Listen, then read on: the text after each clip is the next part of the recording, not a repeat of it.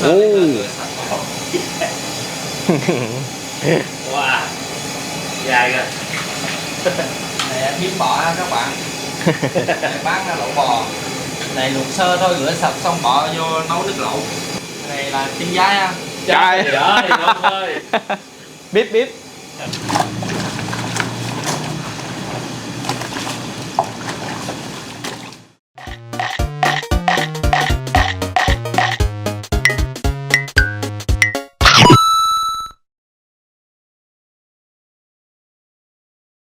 Chào quý vị khán giả. Hôm nay là ngày 3 tháng 9 thứ Bảy. Nay thì vẫn nhiều người đã về quê chưa có lên, vẫn còn trong ngày nghỉ, đường khá vắng. Hôm nay chúng ta sẽ ăn lẩu bò. Bữa giờ mưa quá xá mưa. Rồi, từ 3 tháng 2 chúng ta tới hàng Hải Nguyên quẹo nha quý vị ơi. Ở đây thì là khúc giao giữa đường Phú Thọ và Lạc Long Quân quý vị khán giả ơi, một bên là đường Phú Thọ và Lạc Long Quân, đường nó bị cắt rồi chỗ này. Rồi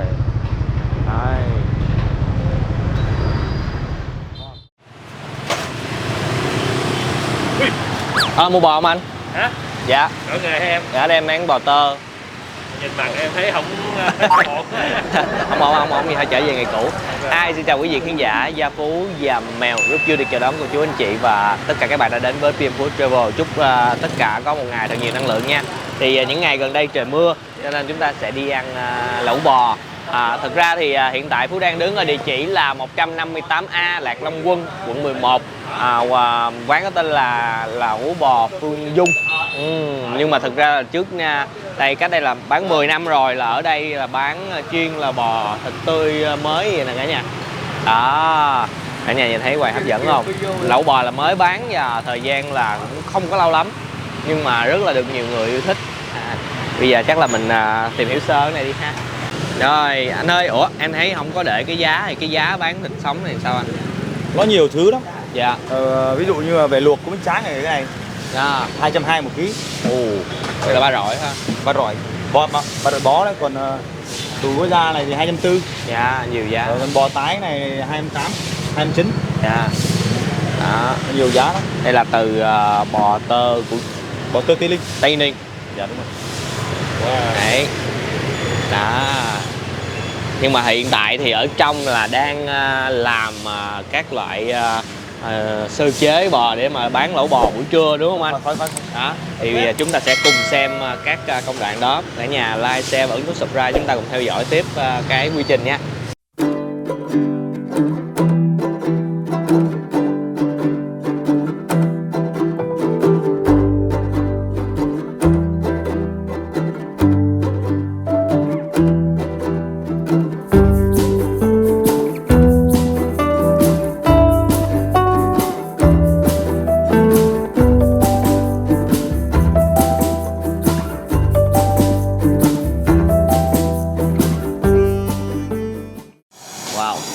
Nè cả nhà ơi, thì anh đang nướng củ hành với gừng, cái này để làm nước lèo đúng không anh? Đúng rồi. Xong rồi là mình có chà với nước không? Có rửa sạch xong rồi đập nát luôn. Rửa mình phải đập đúng không? Bỏ vô lồng chiên. Cái này là nguyên nồi nấu bán cho cả ngày luôn á. 2 nồi bự luôn. 2 nồi bự luôn. Giờ xương này là mình ngâm bao lâu anh? Ngâm cỡ nửa tiếng, 2 tiếng thôi. 2 tiếng hả? Đúng 2 tiếng mới được. Đúng 2 tiếng mới được.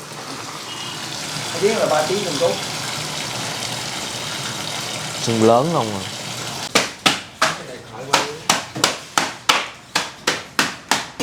Ngâm xong cỡ 2 tiếng xong rửa nước muối sạch xong rồi giờ mình trụng sơ 5 phút lấy lên. Xương đóng á, nấu nước lẩu.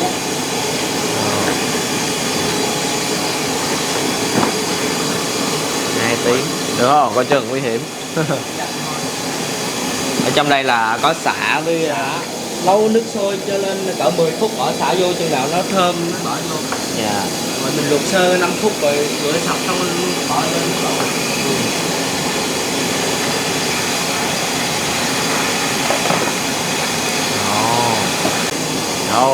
5 phút để giữ được chất ngọt của thịt.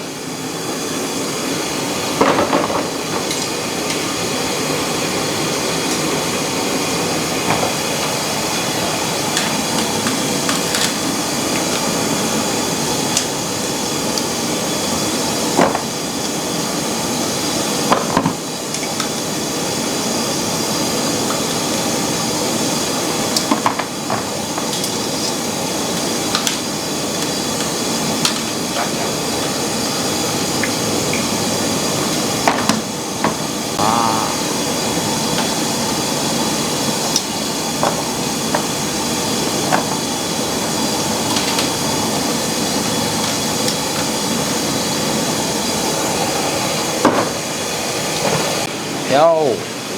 Cái này coi như là rửa sơ đợt cuối nữa đúng không? Rửa sơ xong rồi bắt đầu bỏ vô nước lẩu.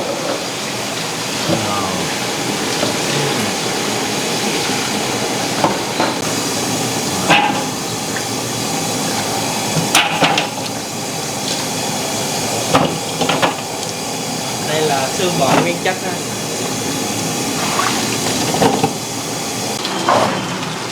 Cái này biếm ngâm nước đợi trụng ba độ này xong mới trụng sơ.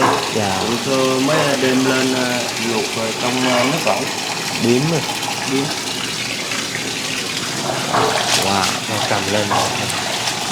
Em cầm cái lên. Trời ơi, dài như vậy.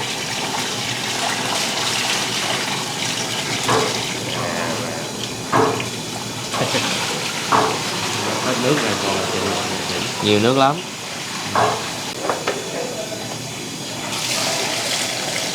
Đó, bây giờ mình làm sạch xong rồi, chạm muối xong rồi, bây giờ mình luộc sơ thôi. Luộc sơ thôi để mình nấu nước lẩu. Dạ. Bỏ vô nước lẩu nấu luôn. Biết. Súng đạn. Luộc sơ xong bỏ nước lẩu xong canh vừa nó vớt ra để bán lẩu. Biếm Dạ. bò. Vậy là trong cái nồi nước lẩu là vừa có xương ống, biếm, Nhiều lắm. nhiều thứ luôn ha.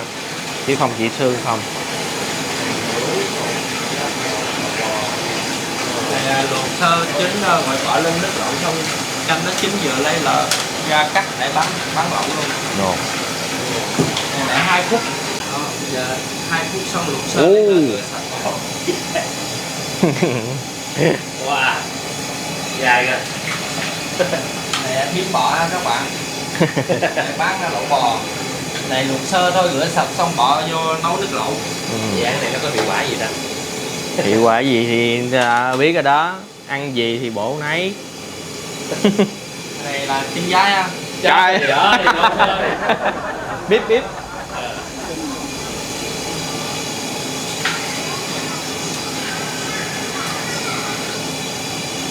Này luộc sơ có xả, có gừng đàng hoàng, nó thơm ha.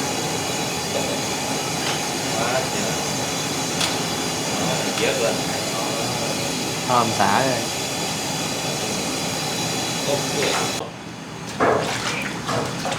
Cúc rẻ. Bây giờ luộc sơ sạch rồi mình xả nước lạnh cho nó sạch, lấy lên bỏ vô nước lạnh. Một cái phần này thịt không ha? Ăn ngay cái đây này mới ngon nè. Giòn mới ngon nữa. Rồi.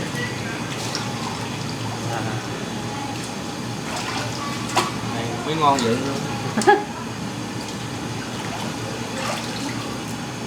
Rồi xong. Đây, lưỡi đã luộc rồi nè. Luộc sơ rồi mình cạo vậy. Cạo rồi xong mình rửa sạch, mình bỏ vô nước lẩu bò.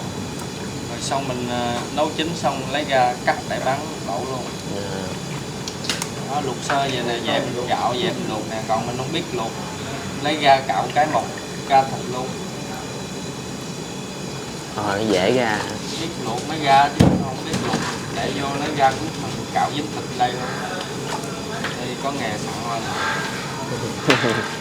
Làm bên dịch quay lắm không phòng rồi. Hồi kỳ mình cũng quay á, mình thấy cái cô kia nó sẽ bị dính lại. Ở đây anh cạo cái là chóc ra luôn. Này mình luộc á là mình canh nó vừa thôi mới dễ cạo, còn không biết có khi mấy người ta mua về ta luộc ta bỏ muối vô cặn dính thêm cạo ra thịt luôn. À. Em ô chạy. dầu, 2 bén.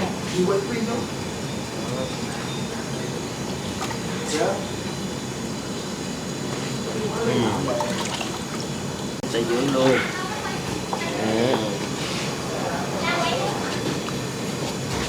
Bây giờ vô vào nhà luôn.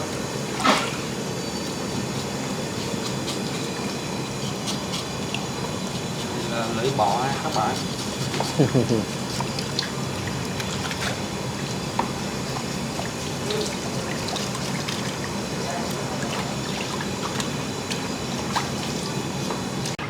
Đó, cái lưỡi cuối cùng. Cái này là mình thả nước luôn không hay là mình còn Cái lại? này mình rửa sạch xong mới bỏ vô. À còn rửa nữa nè. Rửa lại rồi bỏ vô nước lẩu quá nấu chín luôn. Rồi lấy ra. Đáng ngon. Sạch sẽ. Bò. Cạo sạch luôn. Cái này là nguyên Cái lòng đen của con bò.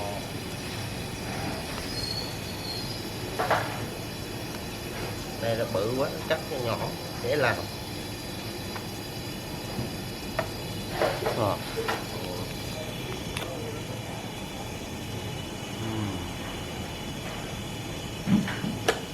thấy ngoài trước cũng có cái trắng nữa đúng không anh?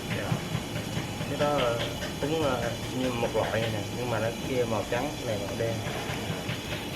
Cái này nó ăn ngon hơn màu trắng.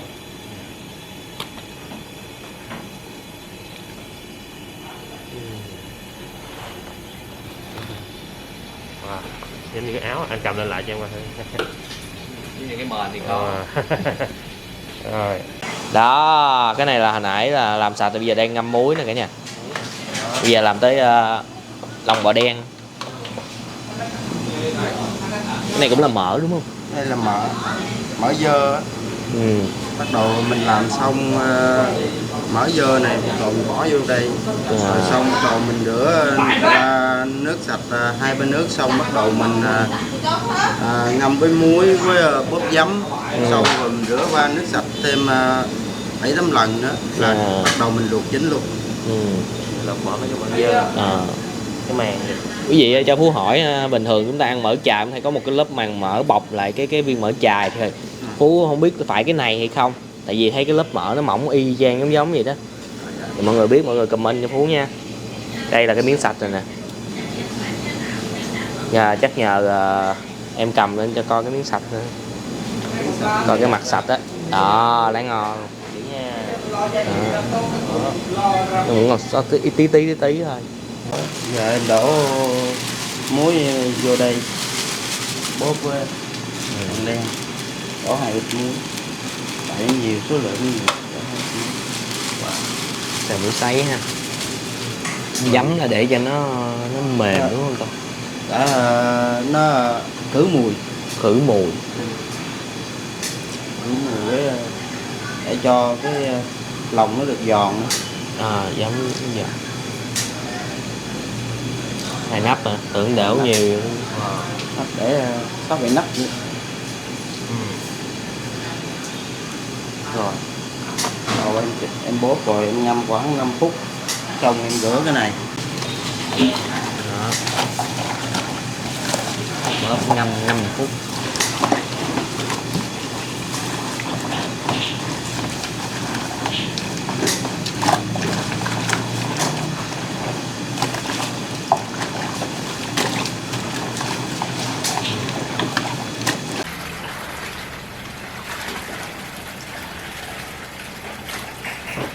Vô nóng.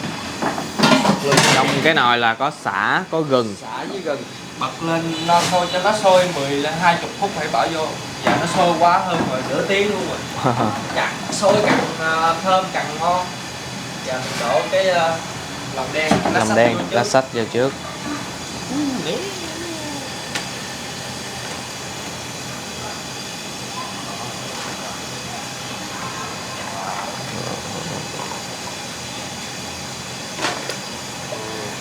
Nó sôi lâu nãy giờ ở cả nhà, cho nên là bây giờ là cái chất của sả với chất của gừng nó ra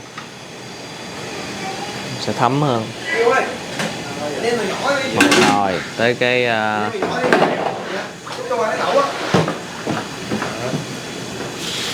tiếp theo Phèo. tiếp theo con đại. Đây là phèo này rửa sạch hết ra các bạn. Giờ luộc vô luộc chín luôn. Đợi vớt ra. Ồ, Không thấy gì luôn. không thấy gì hết. Thơm á. Sạch cho đó cái đó bây giờ gì lấy ra rửa sạch cắt Rồi. chấm măng cũng được nữa. Vớt luôn anh. Không thức luôn. Vớt thôi. Kêu là lặt ra chứ mà. Quá chất lượng. Sạch mà luôn. Đó, bây giờ rửa sạch rồi muốn ăn cũng được luôn. Nhưng mà muốn thích sợ cắt ăn trước cho coi luôn. Để trao sẵn ra đấy sẵn. Không ăn cắt. Thôi từ từ. Cho ăn cắt chút. Để có nồi từ từ. Wow. Đây là lòng đen đã chín. Này lá sách này mới ngon rồi. Cái lá tách đó đó.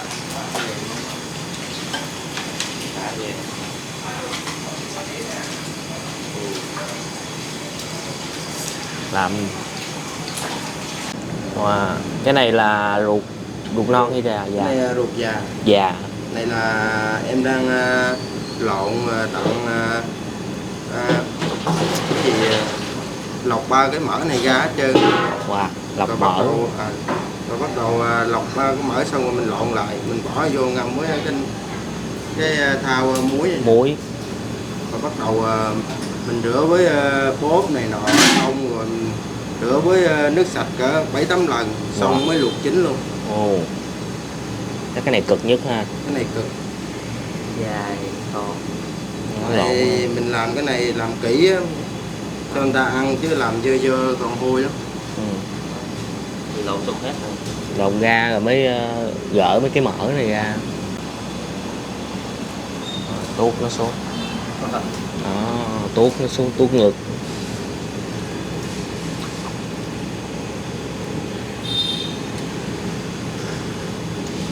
Mỡ này là mình bỏ đúng không? Đâu có xài cái gì được. Chứ không cái xài này mỡ dơ còn mỡ Phải gỡ bằng tay ha. bằng tay, Không có dụng cụ nào cho dễ lấy ha. có tay thôi. Con này cực ghê. Trơn để dính nó bám. Cái này em ngâm muối cũng lâu rồi, bây giờ mình bóp rồi mình vuốt ba cái ruột cho nó sạch. Xong lúc mình xả với nước sạch nó bị nước xong bắt đầu mình luộc chín luôn. Nói chung cái nào cũng làm 6-7 bước. Rồi, Làm đi làm lại cái nhà mới sạch được. mới sạch rồi. Vô.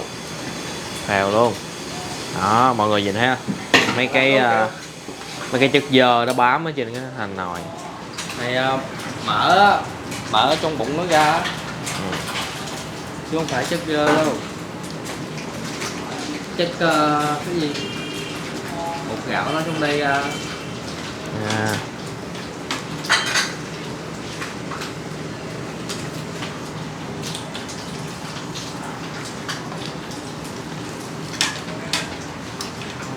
Nó khế.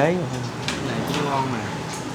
Ngon là ăn giờ này nè, vừa chấm vừa quất liền nóng hỏi. Giết liền. Em ăn quải gì ăn với em nghĩ ăn ngán quá.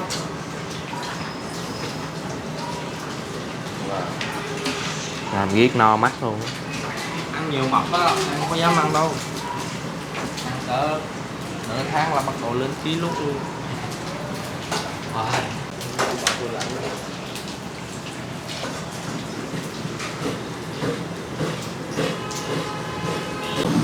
Rồi. Ui, ghê vậy. Biểu diễn lửa.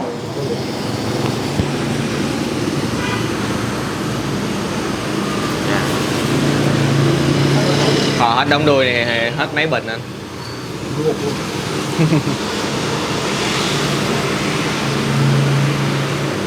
Dạ. Nhìn kỹ đi bạn. Rồi giờ lấy bắt cận vô.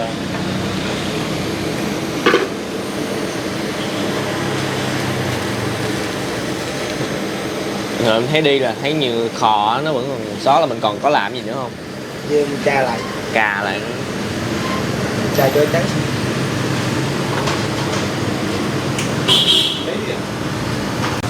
Thấy rõ không? Nếu mà quý vị coi kỹ á, tức là khi mà khò thì bắt đầu nó mới lộ ra cái lớp lông, chứ không phải là khò để cháy cái lớp lông đâu nha cả nhà. Đó, rồi là một lát mới cạo. Mấy cái đen đen á là lông. Đen đen này đúng không? Cần sát vô nó. Đúng rồi đó.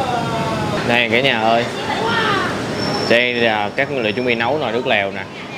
Có tim nè, lưỡi nè, xương ống nè, biếm nè, cái này là sườn nè, xương cục. Kéo lên nè. Cái này là cái gì á? Cúc Đây nào? là nạm bò, có gọi. Vô luộc luôn. Tim nè. Không, chưa. Này treo thôi. Kia là cua. Tim. Tim là bên đây. Tim luộc bên nào bự.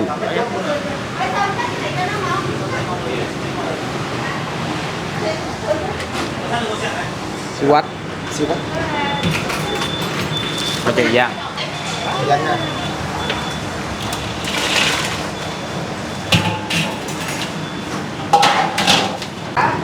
Mấy cái này là phải móc vô. Wow.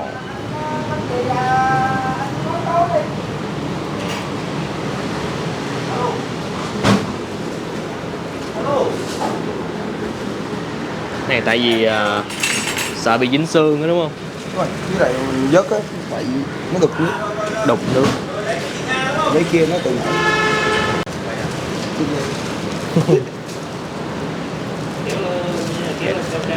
Đó.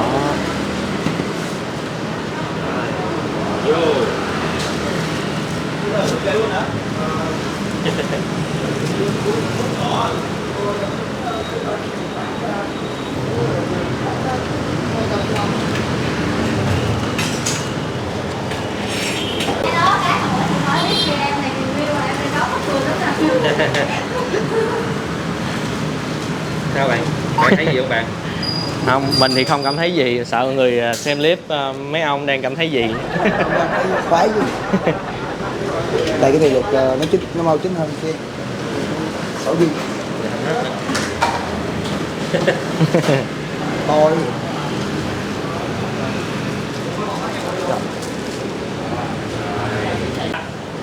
Đó, đuôi khò. Đây, cho coi trước nha. Ủa là cái này cạo rồi phải không? Em cạo em kho sơ. Nãy em thấy được cái đèn cạo. Cái đèn khò. Cạo dưới. Lấy cước trà. Nhiều công đoạn lắm cả nhà ơi. Rồi, cho lưỡi vô luôn. Làm kỹ lắm.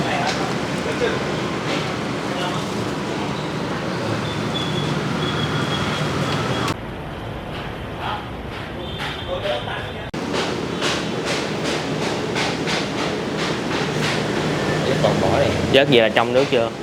Chưa. Sôi mới trong. Làm sao để trong?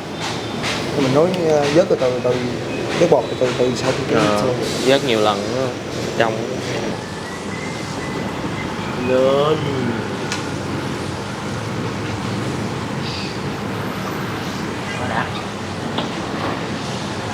Bỏ vô đá luôn. Đúng vậy.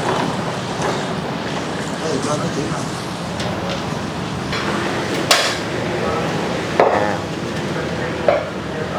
Vớt cái xương nhỏ này ra ha. Siêu quách. Đây là siêu quách thịt, còn cái là xương cộng cái nước hết. Tim. Lưỡi. Ủa mấy cái này lại không bỏ đá hả? Không đã chưa chứ. Chưa chín hả? Đang vớt ra để vớt mấy cái dưới trước, xong lát thải lại. Rồi lấy ra, đi quách từ đây. Đi quách chín trước rồi. Lưỡi.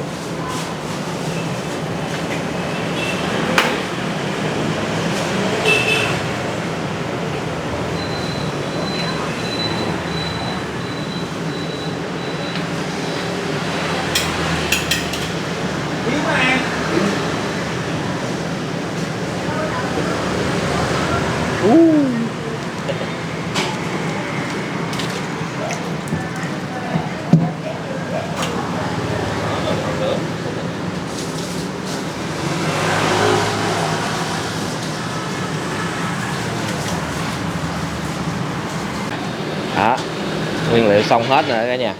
Giờ là cắt.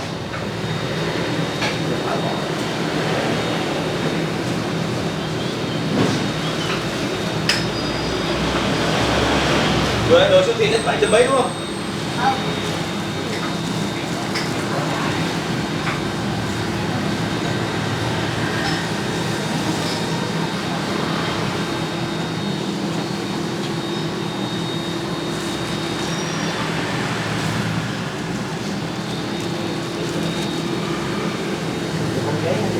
Cắt hết luôn hả? Cắt đầy mâm. Rồi cái hết này cái cắt tiếp đúng không? Ồ, đây, tim à? Tim.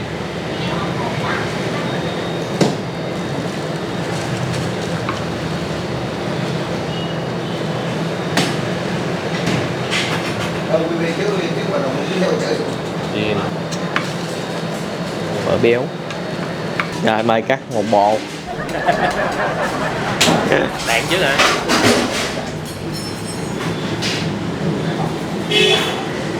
Cái này có ai mua nguyên cái không? Đặt mua không? Có anh khi ta đặt nấu tiệm Trung Bắc đồ. Nhưng ta đặt làm giùm luôn.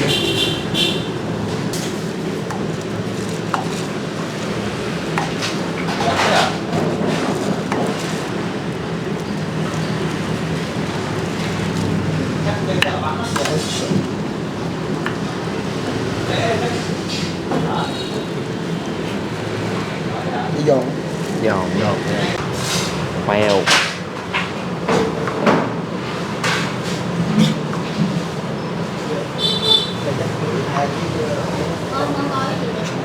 Gần như là có đầy đủ luôn. Ồ, có lá mía nữa nè. Ủa cái này làm hồi nào ta? Đã, mới làm buổi sáng lục. Này làm sớm rồi. Lục riêng đó nên ít tới thấy. Giờ mới thấy luôn á. Không, tại cái lá mía mà không luộc riêng đó, nó sẽ bị đen nước. Đúng rồi. Nó lục nước.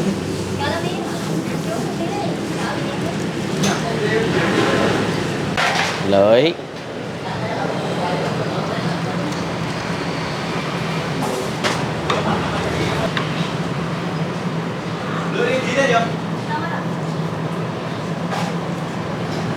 Vậy nó chắc là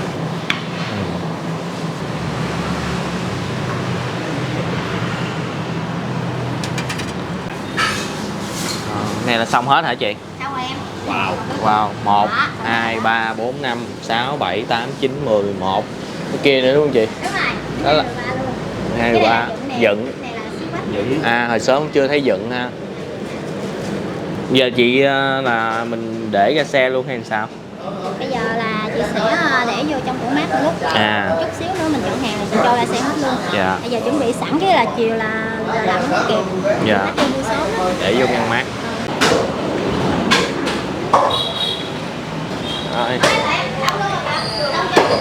Cả nhà ơi, trước mặt cả nhà là công đoạn chiên khoai môn và chiên đậu hũ ki. Đó, đây đậu hũ ki thấy không? Ủa?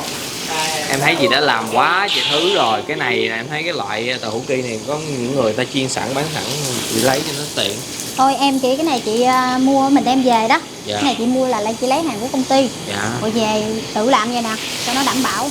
Dạ. Mà nó ngon lắm. Với lại mình bán tới đâu là mình sẽ chiên tới đó. Bán Là bánh nó ra giòn chiên nó thơm. Mình không có để lâu. Dạ. Bán ngày nào chiên ngày đó cái này nè. Như cái miếng này mình cắt ra không? Đúng rồi, cái miếng của nó bự lắm á. Dạ, đúng bự. Người ta phơi khô cái rồi ta xếp lại. À. Rồi về mình bẻ Chiên ra từng về miếng mình nhỏ. chiên. Vậy mà nó nở ra còn bự nữa đó em. Dạ. Đó, khoai môn. Hồi sớm em thấy chị ngâm cái khoai môn này đúng không chị? Đúng rồi, cái này chị ngâm hồi sớm em thấy là chị ngâm nước muối á. Ủa, ngâm nước muối Đúng luôn hả? rồi, đem về bắt đầu mình ở ngoài kia thì cái chị đó chỉ sẽ gọt vỏ trước cho chị. Dạ. Rồi xong về là bắt đầu mình tự sắc theo ý của mình là cái miếng cỡ nào vậy đó. Ủa, em thấy có nhiều người là ta thả vô nước luôn. Đúng rồi, cũng có nhiều chỗ là người ta luộc, có nhiều chỗ là để sống thả vô lẩu. À. Nhưng mà riêng về ở đây riêng cái khẩu vị mà chị ăn rồi chị cảm nhận nó là chị thích chiên hơn. Tại vì nó chiên là nó không có bị bể nát nhiều khi mà mình cho vô nước lẩu á. Dạ. Nên là chị chọn cái cách này.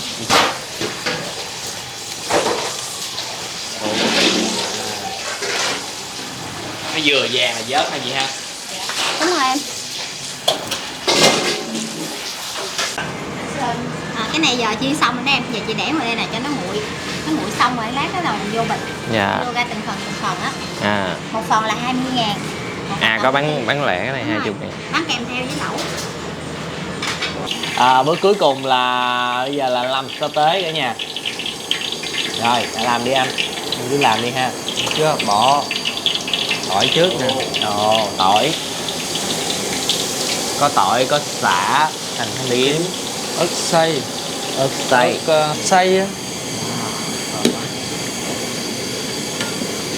Đầu tê hành tím. Cứ khoảng mấy phút là bỏ thêm một cái vô ha. 2-3 phút hoặc là 1 phút. Có khi nào anh Mã bỏ hết vô làm được không? Được. Vẫn được luôn hả? Bỏ 3 thứ này trước được. Vô luôn. Hết luôn đúng Bỏ không? xả vô luôn.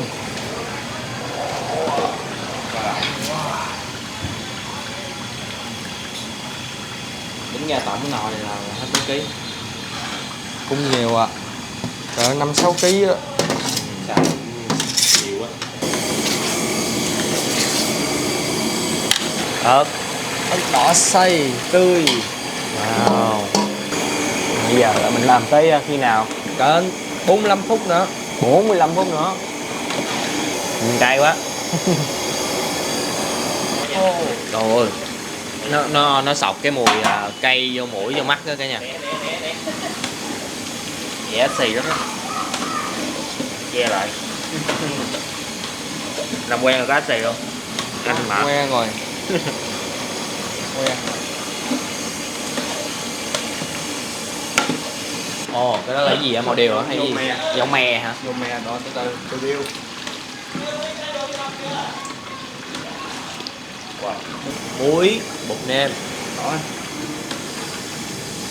Vô. Đó. Bây giờ đổ xong rồi canh cỡ 20 phút 30 phút là xong. Nhà thấy không? Rất là nhiều quy trình. Hương vị chưa biết ra sao nhưng mà có thể nhìn thấy là rất là kỹ càng. Cái này là xong với anh Mã. Dạ xong rồi nè. Là mình để nguội rồi mới vô bịch luôn đúng không? Xong rồi đó.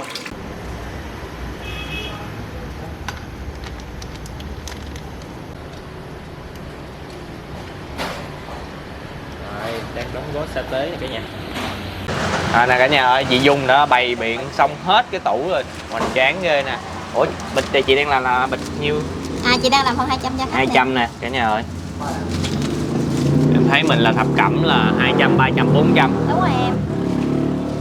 Đầy đủ luôn, thập cẩm. Là 200 cũng được đầy đủ luôn. Đầy đủ hết em, nó chỉ ít hơn thôi. Dạ. Tính theo cái lượng người ăn á. Dạ. Ví dụ như người ta ăn 2 người, 3 người, ta mua 200. Mọi Mà cũng đầy đủ hết luôn. Mọi thứ gì lấy 2 Mọi thứ lấy ít ít vô đây. Cũng nhiều lắm á. Nhiều lắm á. Đầy đủ món hết luôn, đây chị bán đủ món luôn. Này có cái khế nữa nè. Một mâm này có khi 2-3 loại thịt nữa đó. Mâm này 3 loại nè. Dạ. Thăng long, tổ ong, lá sách luôn. Khoảng 6 lạng rưỡi à. 7 lạng em. 7 lạng. Rồi thêm cái này nữa cho nó hoàn chỉnh cái lẩu luôn nè. Đầy đủ Môn. luôn, có môn luôn nè. Môn. Đó, cái này ngon lắm. Lẩu. Giá của mình là có rau luôn không chị? Hay là chỉ là cái lẩu không? Bao gồm rau, nước, rau sa tế luôn. Là 200.000. Là 200.000.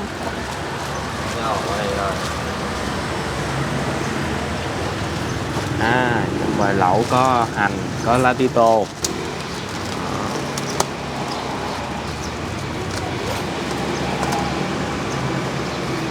Rồi vòng qua đây. Nước. Sao? Đủ cái combo này là 200.000 đúng không chị? Đúng rồi. Có mì, rau, sa tế, rau đầy đủ. 3 Mì, rau. chao, sa tế, rau đầy đủ. Ai muốn mua thêm cái gì thì mua. Là bịch này 20.000. Còn rau cũng là Rau 20.000 phần. Còn 20.000. rau chao mì đầy đủ là 30. 20.000 là đầy 20.000 đủ là loại. 3 loại rau. Còn nếu mua 30.000 là có mì, có sa tế luôn. Dạ. Rồi 3 loại rau luôn là 30. Nãy giờ quay sa tế mà quên nói mọi người, mà chắc mọi người cũng sẽ để ý. Tức là ngày hôm nay mình mặc cái đồ khác để quay cái clip này coi như là mất 2 ngày. Đó, cho hoàn chỉnh cho cái clip luôn. Nếu mà ăn mà mua mang về nữa là cái thời gian sẽ kéo ra rất là lâu. Thì may mắn là được chị chủ là chị cho mượn chỗ luôn, chị cho mượn đồ dùng luôn. chị Việt đem theo cái bếp thôi.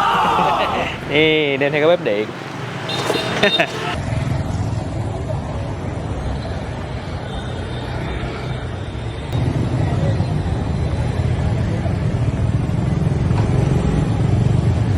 Rồi bây giờ em nhờ chị làm giùm em cái nồi 200.000 nha. Dạ. Chị Dung quá thì dễ thương luôn, chị Dung cho mượn nồi, cho mượn chỗ luôn. Chị Dung bán mang về nha quý vị khán giả ơi. Hiện nay vẫn chưa có chỗ ngồi tại quán đâu nha. Nè nó có đầy đủ luôn. Dạ 200.000. Đây sẽ là phần 200.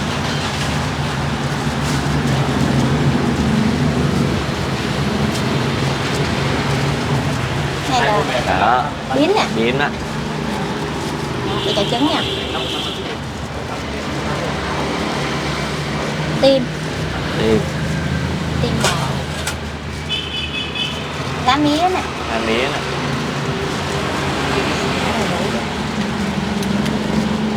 Lưỡi bò. Rồi em thấy công chị mình làm mà quá trời luôn. Rồi chị bán cái nồi nó cũng nhiều đồ ăn nữa. Hay là mình tận gốc mà. Lấy bò, bán bò 10 năm rồi cho nên là mấy cái hàng này anh lấy dễ. Phèo nè, mình phèo. 200, đúng 200 đúng không chị? Đúng 200, đúng 200. Cái này là lá sách. Rồi. Rồi. Cái này là má đậu nè, lỗ tai nè. Dạ. Đó chị làm đúng phần 200 đó. 200 là có đầy đủ vậy luôn. Rồi. À, wow. Đó, và bây giờ sẽ tới khoai môn. Khoai môn.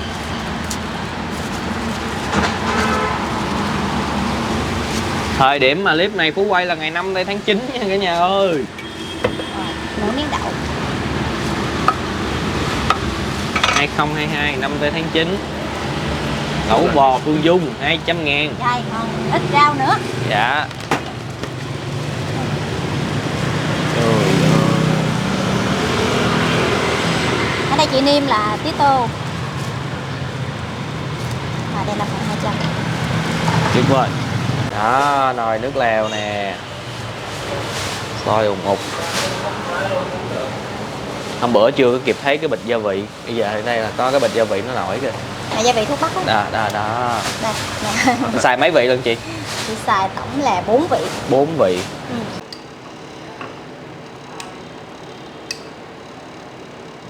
Bình thường mà mua về là cái bịch nước lèo nó khoảng bao nhiêu chị? Nó tầm 2,8 lít đến 3 lít. Chị cho dư để ăn cho nó đỡ. Đúng rồi. Ở đây chị cho rồi đủ cái dư thôi. Trời ơi 200.000. Rồi đó, phần 200. 3-4 người ăn.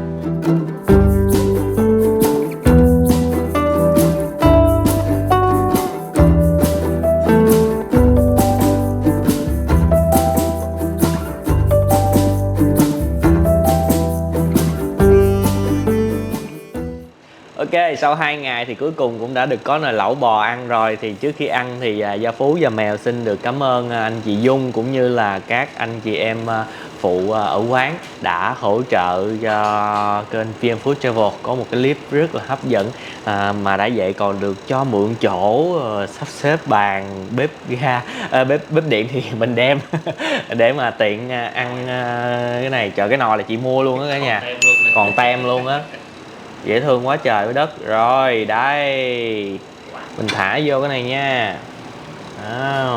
Gia Phú xin mời quý vị khán giả, cô chú anh chị và tất cả các bạn đang xem cùng thưởng thức lẩu bò ngày hôm nay nha.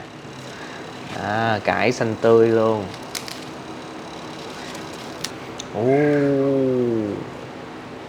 Lẩu tràn bờ đây. Ở nhà nhìn nước lẩu ha, trong thanh.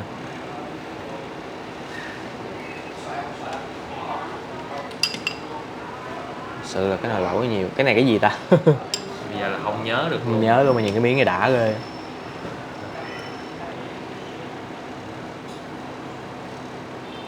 Môn củ môn bự sự.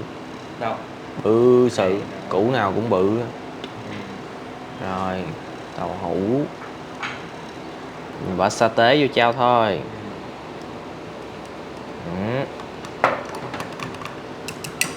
Chao này là chị xài những cái hũ lớn mọi người, là chao nguyên chất, xong rồi chị nêm nếm gia vị nữa. Béo. Ăn lẩu bò là cái chao nó phải ngọt ngọt như vậy nè, vẫn có cái độ mặn, vẫn có cái độ ngọt. Rồi làm miếng nước leo nha.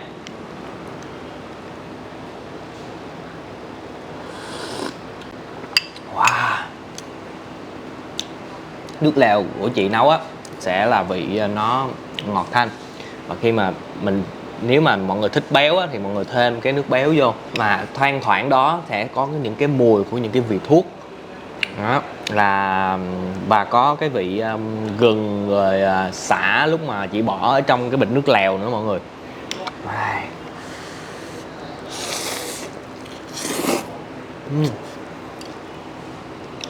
Chậm miếng chao.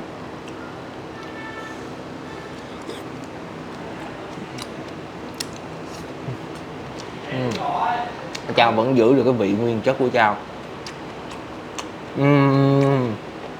Cả nhà tôi thấy là bò làm rất là sạch, cho nên khi ăn á không có bị hăng cái mùi bò đó. Đây bò viên.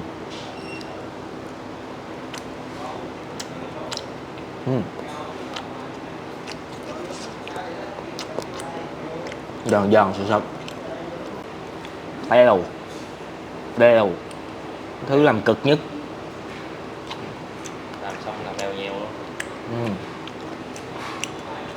Béo.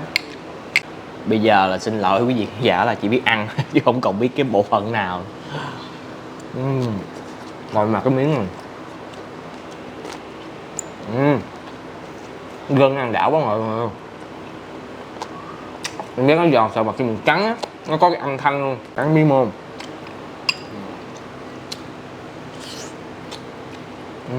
Bùi quá. Bây giờ chúng ta ăn súng và ăn đạn. Đây.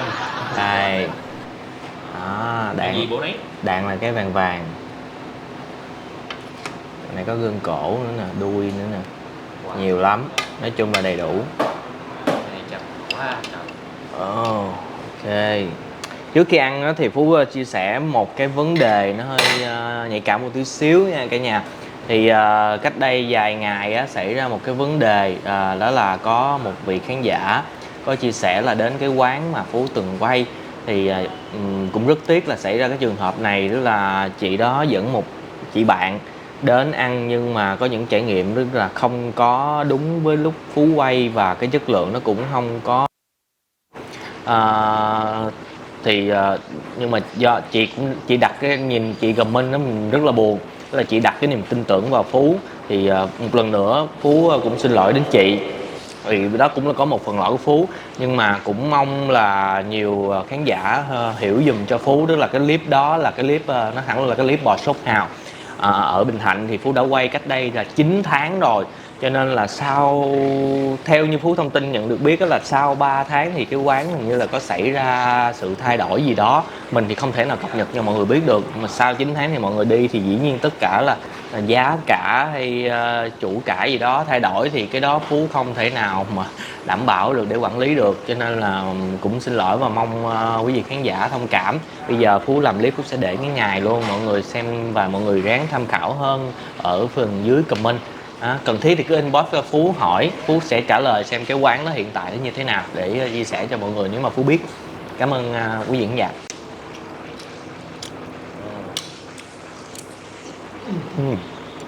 Đạn chứ nha mọi người. Lần đầu tiên Phú ăn đạn.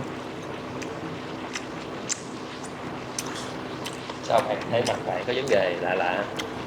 Ăn nó giống gân mà nó có vị một chút béo béo bùi. Rồi, ăn súng. Bạo lực quá. Có đạn rồi mình phải giờ mình mới có súng. Ngon. Ngon. Nghe thấy sực rồi đó. Sực. Giòn thật luôn á. Mà nó dày.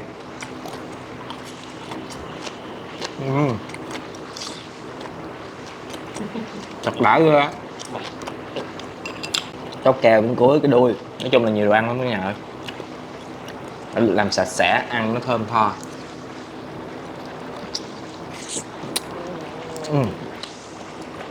Ok. Khen không thì cũng không được. Mặc dù là cả nhà có thể thấy là toàn bộ quy trình chị làm rất là kỹ lưỡng rồi đúng không? Thì coi mình tìm ra là Phú có kinh nghiệm trong một cái này để Phú chia sẻ đấy qua. Thì có thể là chị bán số lượng lớn và những cái bò này nè, bò tươi này. Đó, chị hầm bán trong cái khoảng thời gian cho nên sẽ có những cái miếng, cái thịt nó sẽ nói chung là đủ vừa chúng ta cắn, không phải dạng như mềm tan nha, ăn sẽ có cảm giác giòn sực gần như là các miếng nó như vậy. Đó, cho nên nhưng mà ai răng yếu thì chú ý. Rồi, ok cả nhà, làm miếng mì và miếng đạn.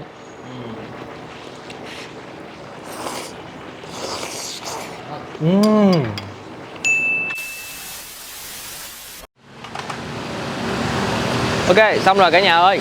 Thì cả nhà ai đã từng ăn ở đây thì cho mình bình luận ở dưới để cho nhiều khán giả khác để có thể tham khảo nha. Với cá nhân Phú thì Phú thấy là lẩu bò ở đây nó là quy trình chế biến từng bước, từng nguyên liệu được làm rất là kỹ càng, sạch sẽ, từ cái sa tế rau luôn. Và đặc biệt là ở đây nếu mà cô chú anh chị và các bạn nào nếu mà muốn mua bò về nấu á, thì chúng ta có thể buổi sáng hoặc là buổi trưa chúng ta có thể mua những cái bò tươi ở đây về nấu bò kho hay nấu phở gì đó cũng rất là ok. Và mọi người nhớ nha, thì hồi nãy Phú cũng có chia sẻ là nước lèo ở đây là chị nói theo kiểu là nó ngọt thanh miệng, nhưng mà là những cô chú nào mà lớn tuổi á, hoặc là răng có ai răng có vấn đề á, thì chúng ta mua về chúng ta hầm nó thêm một tí để cho cái thịt nó mềm hơn. Tại vì cái thịt ở đây chị nấu theo kiểu là mềm sực giòn nha. Cả nhà lưu ý nha. Rồi, cảm ơn cả nhà đã dành thời gian xem clip từ nãy đến giờ. Hy vọng là mọi người đã có những cái trải nghiệm thật là thú vị nha. Đừng quên một món ăn ngon sẽ ngon hơn nếu chúng ta thưởng thức cùng người thân, bạn bè và chia sẻ nó với tất cả mọi người. Xin chào và hẹn gặp lại cả nhà ở những clip hấp dẫn kế tiếp.